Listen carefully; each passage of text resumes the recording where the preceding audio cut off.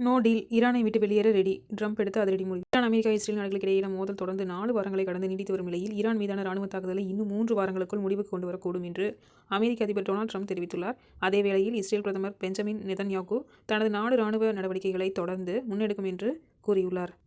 சமீபத்தில் ஈரான் அதிபர் மசூத் பெசகியன் எதிரிகள் மீண்டும் போர் தொடராதது என்று உறுதியளித்தால் போரை முடிவுக்கு கொண்டு வருவதற்கான தேவையான மன உறுதி தங்கள் நாட்டிற்கு இருப்பதாக கூறியதைத் தொடர்ந்தே அமெரிக்க மற்றும் இஸ்ரேலிய தலைவர்களின் இந்த கருத்துக்கள் வெளியாகியுள்ளன. செவ்வாயன்று வெள்ளை மாளிகையில் பேசிய அமெரிக்க அதிபர் ட்ரம்ப், நாங்கள் மிக விரைவில் வெளியேறுவோம் என்று கூறினார். மேலும் இந்த வெளியேற்றம் ஒருவேளை 2 வாரங்கள் அல்லது 3 வாரங்களுக்குள் நிகழலாம் என்றும் அவர் தெரிவித்துள்ளார். ஆபரேஷன் எபிக் பியூரி நடவடிக்கையை அமெரிக்கா முடிவுக்கு கொண்டு வருவதற்கு ஈரான் எந்த ஒப்பந்தமும் செய்ய வேண்டிய கட்டாயம் இல்லை என்றும் குறிப்பிட்டார். இதற்கு முன்பு இந்த போர் குறித்து முன்னுக்கு பின்னாக ட்ரம்ப் பேசி வந்த நிலையில் ஹார்மோஸ் நீர்நிலையை திறந்து வைக்கும் பொறுப்பு அமெரிக்காவை விட அதை சார்ந்துள்ள நாடுகளுக்கே அதிகம் இருக்க வேண்டும் என்று கூறினார். நாங்கள் இதை செய்ய வேண்டிய அவசியமில்லை என்றும் அவர் கூறிட்டார். அமெரிக்காவின் போர் முயற்சிக்கு நட்பு நாடுகள் ஆதரவு வழங்காததால் ஏற்பட்ட அதிருப்தியை தொடர்ந்து இந்த மாற்றம் ஏற்பட்டுள்ளதாக கூறப்படுகிறது. நெதன்யாகு கருத்து.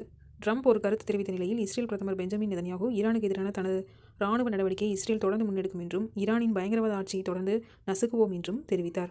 யூதர்களின் பாசோவர் விடுமுறை தினத்திற்கு முந்தைய நாள் தொலைக்காட்சியில் உரையாற்றிய அவர், இந்த நடவடிக்கை இன்னும் முடிவுக்கு வரவில்லை, பயங்கரவாத ஆட்சியை நாம் தொடர்ந்து நசுக்குவோம் என்று கூறினார்.